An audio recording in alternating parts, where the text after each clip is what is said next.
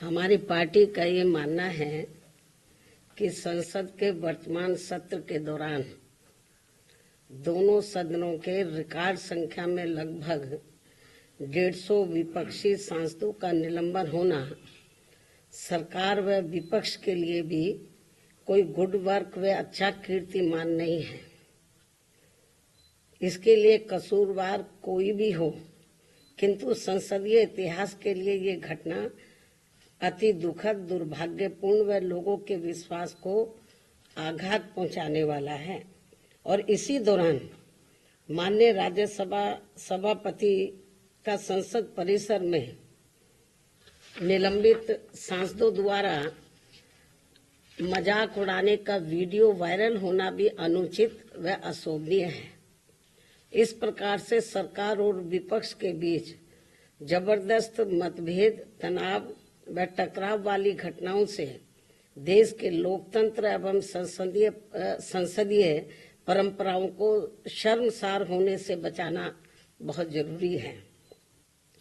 साथ ही विपक्ष विहीन संसद में आम जन के हित से जुड़े, देश व आम जनहित से जुड़े अति महत्वपूर्ण विधेयकों का पारित होना भी ये अच्छी परंपरा नहीं है। और यहाँ विश्व के सबसे बड़े लोकतंत्र तथा परम पूज्य बाबा साहब डॉक्टर भीमराव अंबेडकर द्वारा निर्मित यहाँ पवित्र संविधान, संसद व अच्छी संसदीय परंपराओं को बचाने की जिम्मेवारी किसी भी एक की नहीं है, बल्कि सभी की है और जिसे सभी को मिलकर निभाना चाहिए। इतना ही नहीं, बल्कि अभी हाल ही में संसद की सुरक्षा में जो सेंध लगाई गई है, ये भी कोई ठीक नहीं है। ये अति गंभीर व चिंतनीय भी है और इस मामले में सभी को मिलकर संसद की सुरक्षा की तरफ विशेष ध्यान देना चाहिए। एक दूसरे पर आरोप प्रत्यारोप लगाने से काम नहीं चलेगा,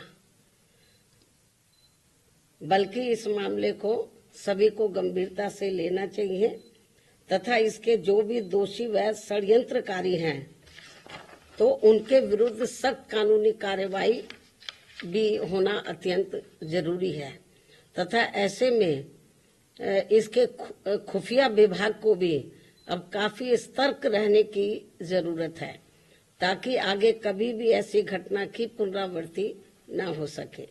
इसके अलावा विपक्ष के गठबंधन में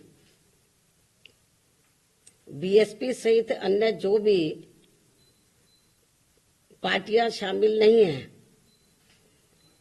बीएसपी सहित अन्य जो भी विपक्षी पार्टियां शामिल नहीं हैं, तो उनके बारे में किसी को भी बेफजूल कोई भी टीका टिप्पणी करना उचित नहीं है तथा इससे इनको बचना चाहिए। मेरी इनको यही सलाह भी है, क्योंकि भविष्य में देश व जनहित में कब किसको किसी की भी जरूरत पड़ जाए, ये कुछ भी कहा नहीं जा सकता है।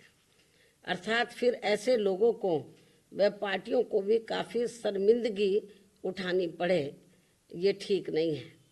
और इस मामले में खासकर समाजवादी पार्टी इस बात का जीता जागता उदाहरण भी है। इसके अलावा यहाँ मैं ये भी कहना चाहूंगी कि हमारी पार्टी पूर्ण रूप से धर्मनिरपेक्ष पार्टी है और यहाँ अपने देश में विभिन्न धर्मों को मानने वाले लोग रहते हैं तथा उनके अपने अलग अलग से आस्था के अनेकों स्थल बने हैं, जिन सभी का हमारी पार्टी हमेशा सम्मान करती रही है और आगे भी करती रहेगी। इसी क्रम में यूपी के अयोध्या में नवनिर्मित राम मंदिर का जो अगले महीने उद्घाटन होने के लिए जा रहा है, तो उसका हमारी पार्टी को कोई भी ऐतराज नहीं है। और यहाँ अयोध्या में कोर्ट के आदेश पर सरकार द्वारा निर्धारित की गई जमीन पर जब भी मस्जिद का निर्माण होता है, तो तब उसके उद्घाटन का भी हमारी पार्टी कोई ऐतराज नहीं करेगी।